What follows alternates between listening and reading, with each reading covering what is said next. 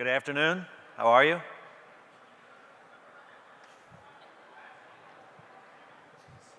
Job one, find that, right? We could make this more of a living room if you wanted to move in.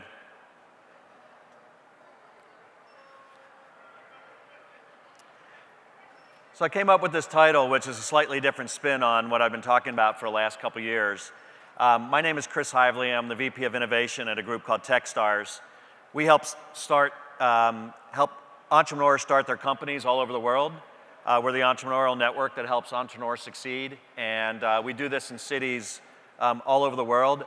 We invest in over 500 cities, 500 startups a year. This is a huge entrepreneurial engine that continues to grow. We've lived the entrepreneur journey many, many times.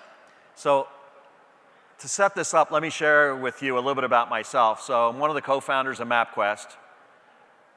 Anybody have, if you're under 25, people are like, what's that? It's really scary, right? And I know some of you are thinking, I'm thinking some of the older ones, I'm not going to look at anybody specifically, but you're going to say, yeah, I used to print them out, right, and bring them in the car. So I've also been a venture capitalist, micro funds, ran a corporate venture fund, and for the last 10 years in Raleigh-Durham, North Carolina, I have become this kind of startup ecosystem builder and really got to know what it means to kind of create economic diversity through a startup ecosystem. The amazing thing about these three things is that MapQuest is not a Silicon Valley startup. It was done in Lancaster, Pennsylvania, home of 55,000 Amish people, if you know anything about Lancaster. And the corporate fund and the funds that I've ran are in Chicago and in Raleigh-Durham. So the point of all this is that what I'm going to talk about today is not your typical talk track from Boston or New York or the Valley. This is kind of the rest of America or the rest of the world. And that's the part that I want to share with you today. I think all of us in some ways in our positions are motivated by creating more economic growth in our communities. And I believe that some of the three biggest areas that kind of are ways to kind of infuse that are all kind of have an overlay of entrepreneurship. Obviously, I'm a little biased because I've been kind of an entrepreneur and been around entrepreneurs all my life. The question I think all of us want to ask is, who will thrive and who will not? And there's not a city that I haven't worked with over the last 2.5 years that is not asking themselves that question, is that how do we stay current? Whether you're talking about kind of retaining or growing talent, whether it's creating kind of wealth, whether it's kind of creating ways for different age sets to kind of contribute. Everyone's kind of trying to figure this out. And companies are at this as well, because we know how quickly even companies can come and go. When you look at this picture, I think that everyone here should take one of three thoughts. You're either an entrepreneur who wants to build a company like this, or maybe you're an investor or run a program that would like to be affiliated with something like this, or maybe you're a city or community that would like to build and host and gain all the benefits of having a Facebook in your town. That is the dream of a lot of city and economic development people, right? Is to say, I'd like to host and see that happening in my community. But to understand whether you're kind of a first-time entrepreneur and whether you're 25 or 50, whether you're college educated or not, to understand what it means to do that in a community is you got to understand the entrepreneurial mindset and that journey. So I'm going to take a few slides to share with you that journey and how important that is to figuring out how to build a startup community and make it something real. The decision to be an entrepreneur and to make that leap, as you've heard it called, is a scary one. And in that fear, what entrepreneurs enjoy is being around what I call their tribe. This is why co-working spaces are a really important ingredient. And this doesn't matter whether you're an entrepreneur that is kind of building the next organic farm and selling to a marketplace, or two women doing an e-commerce fashion startup, or someone who's just dipping their toes into the water and attending a startup weekend like this one in Atlanta last year. These are all means of understanding kind of what this entrepreneurial journey is about. If there's one thing I want you to leave with today, I want you to understand this one thing. that as an entrepreneur, I don't just decide what I'm going to work on. I don't just decide who I'm going to do it with. I also get to decide where I'm going to do it. And if anybody's working today in their day job, or maybe in their in their mind about thinking about how to build this into their own community, remember this, that the choice is also where. And understanding the entrepreneur journey impacts that. So let me tell you a quick story about a friend of mine, Isaac. So Isaac has both a Mexican and a US citizenship. He has spent time in both places, but at 14, he was inspired to do something more, and he moved to Riverside, Los Angeles. And over the course of about 6 years, he did 4 startups. Now, in his first startup, he thought that the technology was everything he needed to do, and he nailed that, but it ended up failing. And in his second startup, he said, well, I better raise some money so I can be a little smarter and move a little faster. But that one failed as well. And what he came to realize is that he needed a community around him. So he picked up from Riverside, moved to Boulder, Colorado, and went through one of our Techstars mentor and investment programs. Now, Riverside is not a sleepy little town, right? It's part of LA, right? It's got its own kind of identity to some level. But 10 years ago in 2009, when Isaac started SendGrid, he didn't find the mentorship, the community he needed that he thought would help him be more successful. Let's think about that. If entrepreneurship has a lot about fear, one of the things that we do to reduce that fear is surrounding ourselves with people who are going through the same journey or have been through that journey, the things that I call community. And you need that to be accessible. Fast forward, SendGrid went public last year and then got purchased off the public markets for over $1 billion from Twilio. SendGrid is now headquartered in Denver, has over 600 employees. And if you like the economic development lens, I can tell you that the typical equation is that 4 to 5 service jobs for every high-tech job, which means SendGrid has had about a 1,500 person impact on the Denver community just by itself, right? That's kind of what we're all after here at some level. So the idea here is that great founders find the tribe that best supports their vision and provides them the resources they need to hopefully be more successful. And what I'm going to tell you is it doesn't matter whether you're sitting in Boise or Baltimore, right? The same issues are about having an entrepreneurial community surround. So my partner, Brad Feld, who's a co-founder of Techstars, wrote a book about 6 years ago called Startup Communities. And if you want to geek out with me, give it a good read. It's 3 or 4 hours. It's kind of light, but it's about the Boulder experience. Now, if anybody know anything about Boulder, it's about 100,000 people, but it's probably one of the top 5 startup communities in the world in terms of the amount of capital being deployed, and it's a destination for entrepreneurs all over the world. Our belief is that you can have a great startup community in any city. Now, maybe there's some bottom, I don't know, maybe it's about 100,000 population. You got to have some kind of critical mass of assets. But for most, that's a lot of cities, and not just the Valley in New York and Boston. So hopefully you're already here with an interest and a motivation, and maybe I've helped you kind of leave with this idea that investing in your startup community is an engine for economic growth, if done right. But the question you want to ask, Chris, is how do we do this and what do we do? And that's where my business comes into effect today and what we're doing at Techstars. Is trying to figure out ways that we can help you all as champions in your city do your part. And there's a role for everyone, by the way, across government, universities, colleges, serial entrepreneurs, first-time entrepreneurs, investors, right? There's a role for everyone to play. The problem is that we typically use the wrong model. And I'm going to give us all a pass, and I can do this since I'm an old white guy, but we're used to growing up, many of us in business, where it's very hierarchical and structured, where we assign tasks and we organize and we execute things, right? You don't get to be a power broker in your city or your business without achieving some amount of being able to execute. But I'm going to tell you that startup communities don't work like that. You cannot engineer a startup community. In fact, the very thing that you're going to try to do, it's not like raising money for the new Performing Arts Center, which is where a lot of people approach it. Does this feel kind of familiar in your individual cities, how people are organizing things around that? So the aha moment is that the very muscles that most people bring to building their startup community are almost 180 degrees wrong in terms of what's going to work. Because if you think about it, the very population that they are trying to serve, entrepreneurs, wake up every day trying to disrupt, right? They don't follow hierarchy, they don't follow tasks, they don't get assigned things. They want to break things, right? So this is why the best entrepreneurs in an area typically move to another area, because they move to a place that doesn't bring those constraints. We bring the wrong model and the wrong set of thinking.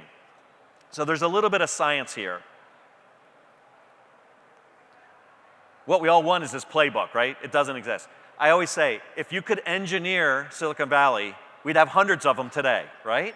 It's not by lack of motivation or money, because I can tell you, there are cities and governments all over the world that have thrown tons of money at this.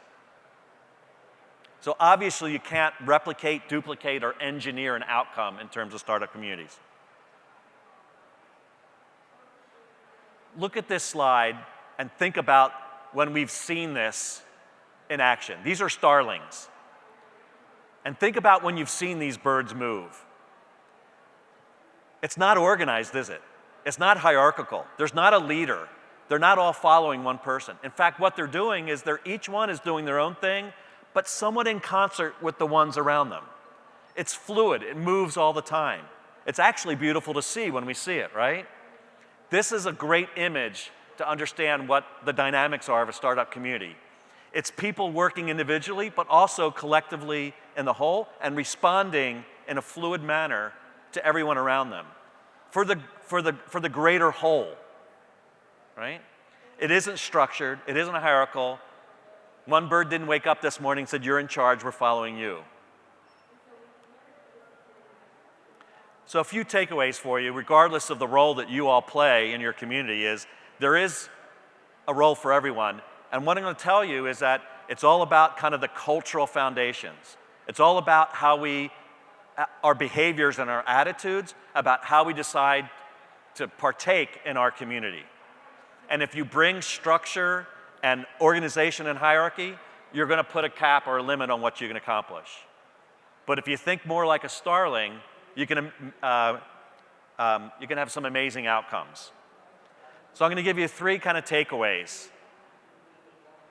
I've mentioned the word hierarchy a few times. The opposite of that is a network, a flat network of nodes, right? And we all as individuals are on that kind of network.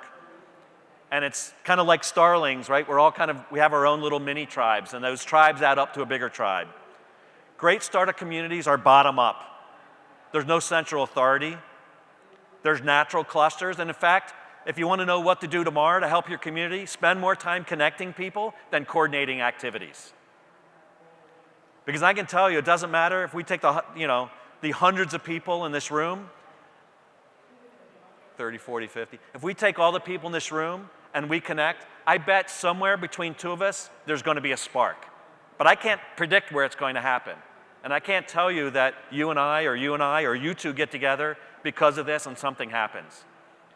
But a fluid, great network gives us the opportunity, the container for something amazing to happen. Entrepreneurs need resources, need things as they grow. Having a great network available to them with the least amount of friction helps them hopefully become more successful. And those interactions that we have and that we create need to be meaningful. We have a phrase in Techstars we call give first. And it's a very simple notion. I give without any expectation of getting anything in return. Live it every day. How do I do it? I have open office hours. You go to my website, you can sign up. I have no idea who you are. We'll do 20 minutes on a video call. We'll talk about whatever you want to talk about. I do it every week. And all of my peers and compatriots. Great startup communities have people that make themselves available. When someone says, "Hey, I see that you know Joe. Can you introduce me to Joe?" I'm happy to. What do you need from Joe? Or maybe Mary's better. Let me help you, right? Let me give. I don't get anything in return other than my community grows and becomes a tighter network. I know one of the words and themes of this conference is about inclusivity. And let me share with you a thought about inclusivity. I believe that if any one of you and I were talking, we would all sign up for the feeling that we describe ourselves as probably inclusive. But there's being reactively inclusive, and there's being proactively inclusive. And one of the great things about entrepreneurs is we do not give a shit where you come from and what you look like or what your package looks like, where you were, what you educated, what age you are. If we bond on entrepreneurship, we bond on that journey. And so one of the things I would encourage and one of the things I kind of help communities do is create a more proactive, inclusive environment so that we can bring more people onto that network, which only strengthens the network and gives us more resources. And lastly, and it could be some of us in this room, is that some of us run organizations. And we're proud of our organization. And we're working hard on that organization. And we want it to be impactful and meaningful. But sometimes we accidentally become competitive. And I'm going to tell you, there's no room for that in a startup community. And in fact, entrepreneurs see two competing entrepreneur organizations competing for dollars or entrepreneurs or programming, and they run the other way. We don't have time for that shit. This is not a zero-sum game, right? And preaching that inside a community, both in terms of organizations and in terms of entrepreneurs, goes a lot. You raise money while I'm raising money, and you raise it and I don't, not my loss, your win. That means that more spotlight comes on my community. If you do better, more entrepreneurs will come, more investors will come. If I'm good, I'll get the benefits of that indirectly. Your win can be my win if I approach it right. And this is one of my favorite concepts, what I call a positive contagion. Again, understand the entrepreneurial journey. It's scary. It's fraught with doubt, most of it in our own heads, right? Doesn't matter what success we've had. I've done multiple startups. Everyone scares the crap out of me. But a positive contagion is an idea that I influence my friends' friends without us even knowing it. If you and I start drinking scotch, friends of yours will start drinking scotch a few months later, that specific brand. It happens. So let's tell the story of what's happening. Let's share those give first attitudes. Let's think win-win. People think you need lots of money, we need programming to organize things to help build a community. We don't. We just have to start acting the act. And those behaviors and attitudes will filter down. I've seen it change in a community within 3 to 6 months when everyone starts to kind of change their perspective, creating a positive contagion. So here's the big slide. This sums it all up. There's some science behind that in terms of systems theory about complicated and complex. And if you want to know more, we'll take a couple hours and I'll explain it to you. But these are meant to be read kind of, across in parallel, horizontally. Think more grassroots than top-down. Think more entrepreneur-led than government-led. I'm not going to read them all. You can read them. They're almost polar opposites. But just exhibiting those behaviors and attitudes, and I now deputize each one of you to go to your communities and do that, will make a change.